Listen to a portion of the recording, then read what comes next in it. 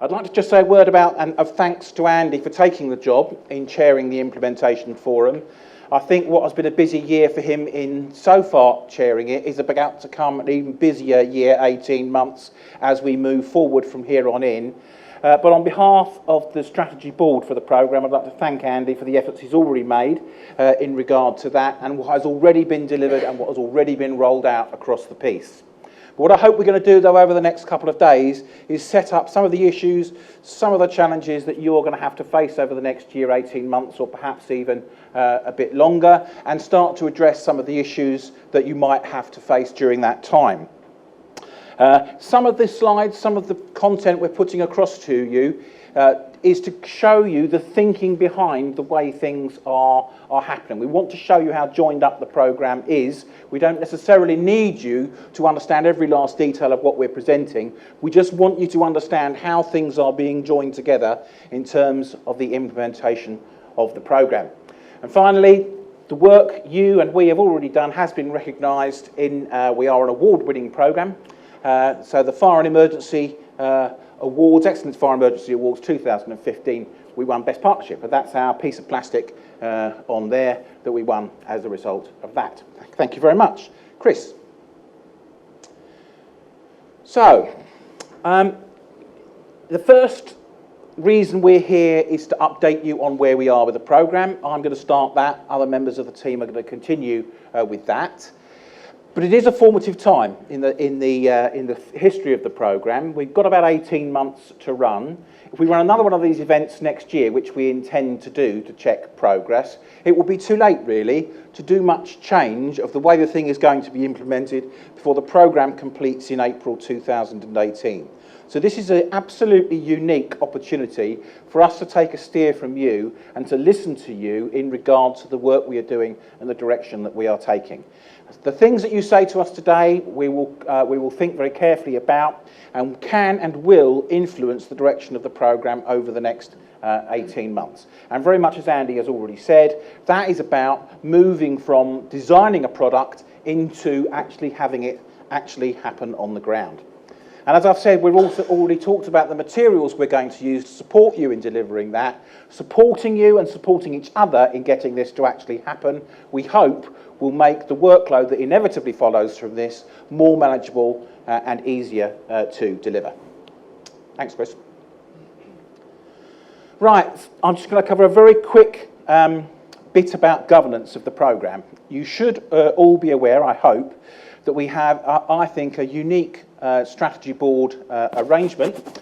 The board comprises and is chaired by the Chief Fire Officers Association, but it has representatives of our employers, currently the Local Government Association, and as we move into new territory with regard to governance, we will be seeking to make sure our employers stay engaged with the programme. We have representatives of government on our board. We have someone from the Home Office now on our board who works with us. Actually, Claire Cooper, who was doing it up to now, is about to depart, and we're waiting to see who will replace them. And we have the Commissioner for London Fire Brigade, and the London Fire Brigade still, of course, host the programme. But London Fire Brigade have no more than a facilitating role in this. It's actually the contributions of everybody in the service across the piece, and wider than the service, as you'll hear, that has led to the programme getting to the stage it has. And we also, of course, have the Chief Fire Rescue Advisor on that board. And that board makes the decisions about signing off the guidance and implementing it. We think that's a unique governance arrangement. It's about, I think, the most powerful people in the service you could have together, and actually what they say goes. Supporting that, we have a guidance group that comprises all the great and the good, including the trades unions, devolved administrations, professional associations, expert groups, industry, all of those people who we believe ought to be involved in making recommendations to the strategy board or involved in a guidance group. It's a unique governance arrangement, and we think gives the guidance a unique status.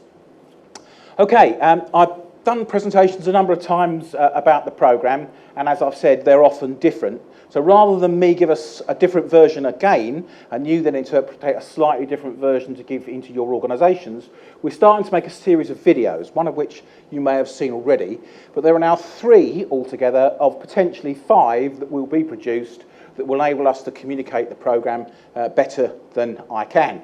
And the first of those we will see now. Operational guidance is what makes us tick, effectively, efficiently, safely. We can't work without it, and we can't serve the people who need us without it. Until now, we've had operational guidance from so many sources, it's been hard to see the wood for the trees. Too many places to look, too many versions to dissect. So much cross-referencing, and so many reams of fussy formal language to absorb. Today, things are different. The National Operational Guidance Programme has been working hard to put together a programme of operational guidance that ticks all the boxes and helps us to find exactly what we need with a simple click, to stay up to date with what we need to know and do, to write guidance for our local fire services more easily, and to see things more clearly. Today, things are refreshingly uncomplicated. No super heavy technical content, no more information overload. Today, National Operational Guidance is focused on the incidents you're likely to encounter and all the hazards and activities that are associated with them. These are our control measures. These are the measures that are being devised and endorsed by teams of experts with experience from across the UK's fire services and our communities. They've used historical insights on past hazards, risks, control measures and lessons learned from the incidents we've faced and reinvented this wheel of operational wisdom.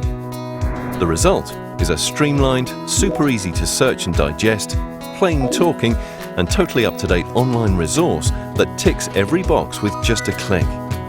We have a framework that brings consistency across our fire services communities, delivers new guidance clearly, and creates a one-stop shop of best practice operational policies and procedures that are aligned with our emergency service partners, tailored to our local needs, and help us train, develop and perform better. And all this is happening now. Welcome to a groundbreaking new operational guidance resource that ticks every box.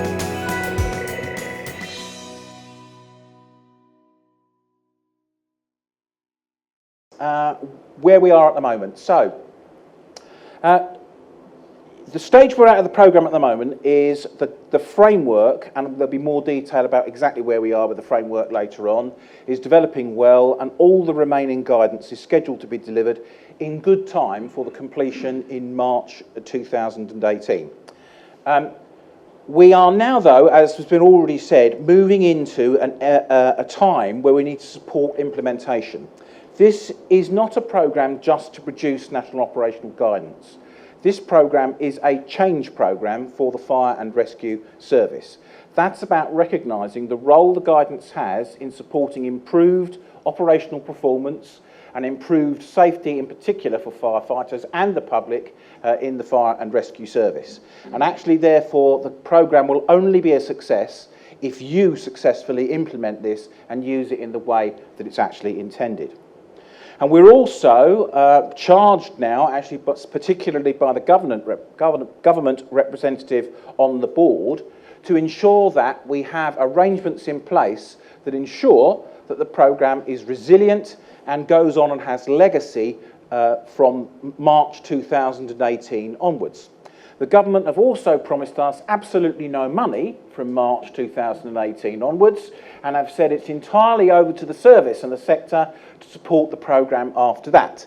And actually they won't give us any money for the last year of the programme unless we show them arrangements to say we've got plans in place to do that from March 2018 onwards. So by the kind of end of this year, we've got to have some proposals in place that show how we, as a service and as a sector, will continue to fund the programme after March 2018, and then we get the cash to finish it. So that's kind of the situation that we are in. No pressure there for us under those circumstances. Thanks, Chris. Okay. Many of you will have seen this slide before, but it's just a quick reminder, so it actually helps us to tie this together. You should look at this sort of plate diagram from the centre outwards, really. We're trying to support what has been described as the safe person concept, or safe person principles now, which sit at the centre of the health and safety strategy for the Fire and Rescue Service. Very, very briefly, we can't, of course, control the environment like most health and safety practices would require.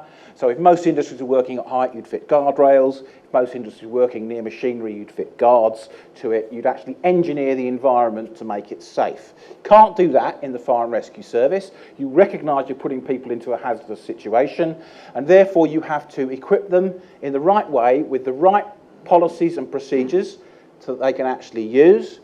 You've got to select them in the right way in the first place and give them the right training to do what they do, and you've got to provide the right equipment.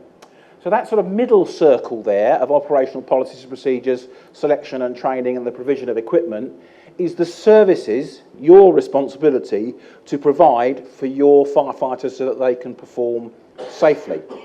We could, of course, as a service end it there, and we could all separately 50 times go through discovering what best practice is and design all that separately and individually.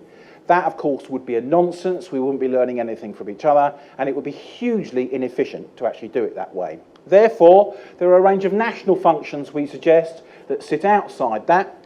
National operational guidance being one, which leads in a way that we'll describe in more detail later, directly through to operational policies and procedures, which then can be used by the individual at an incident.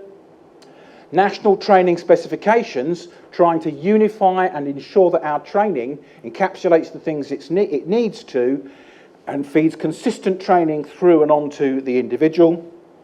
And there's also work now going on to ensure that procurement is coordinated, and certainly the identification of best practice and good equipment is coordinated, and CIFOA are leading that. Let me emphasise the programme haven't got a role in that national procurement function, but work is ongoing in that area. All we do is we as a programme recognise the joins we have, if you like, between national operational guidance, training specifications and the provision of equipment. Thanks, Chris. Right, I think the next bit is another video. Now this one, we hope, explains the framework and how it works. We've given this explanation many times before.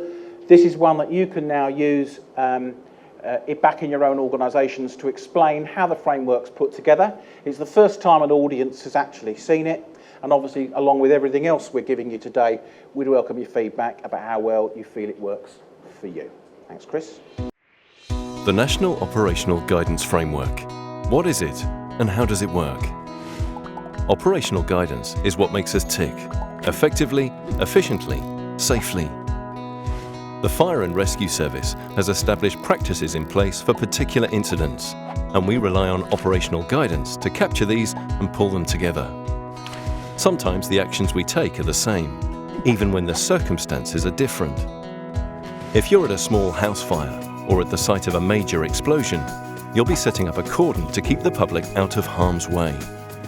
But think, before national operational guidance was introduced and new guidance for the size of cordon was needed, you'd have to search through every piece of related guidance about setting up a cordon, and you'd have to change every single one. And, because it's been published in writing, you'd have to change every single copy you have of it too. The National Operational Guidance Programme has solved this problem. It's a single framework that contains all the separate activities we have to undertake for different incidents, along with the hazards, knowledge, control measures, and actions required to perform them correctly. So, when you've identified the hazards that may be present at a particular type of incident you're attending, all the relevant guidance from the framework can be drawn upon together to suit that incident.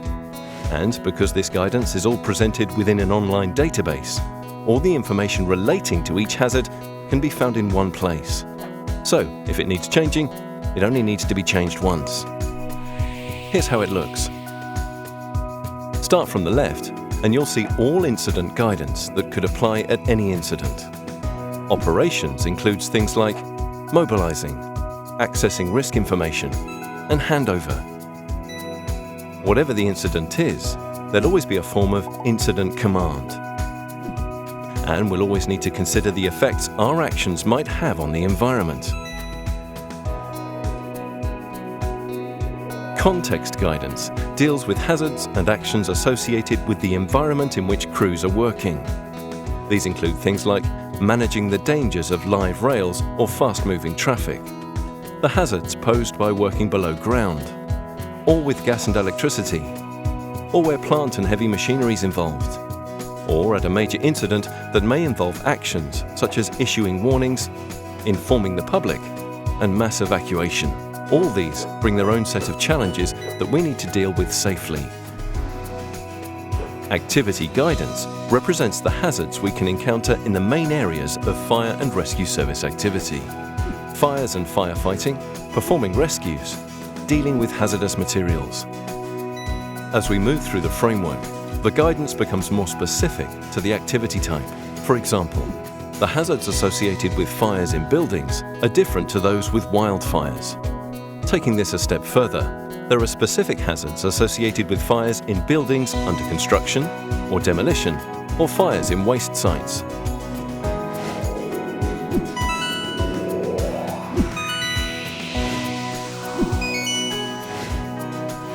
Welcome to National Operational Guidance, a resource that ticks every box.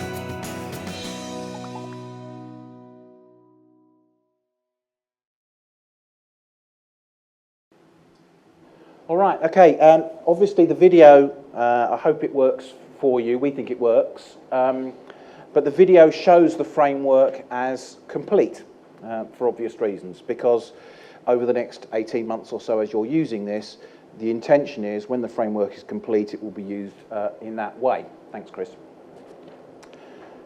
This is the framework as it stands at the moment, though. So the colour coding here is green for that which has already been produced, red for that which is under development at the moment, and many of you may be aware of or be actually involved in the development of those projects at the moment, and white is the areas of guidance that will be being developed in the last year of the programme until it's complete. We've left less for ourselves to do in development terms in the last year because we recognise there will be more to do in implementation terms in the last year of the programme. You'll notice, some of you who will be sharp-eyed will notice down on the hazardous materials end that previous versions of the framework that you've seen, it's slightly different display down there, and I'm going to ask Faye to stand up at the end of this presentation and she'll explain to you what the changes in the hazardous material structure that's now proposed by that particular project board are and why they're being proposed as they are. Thanks, Chris.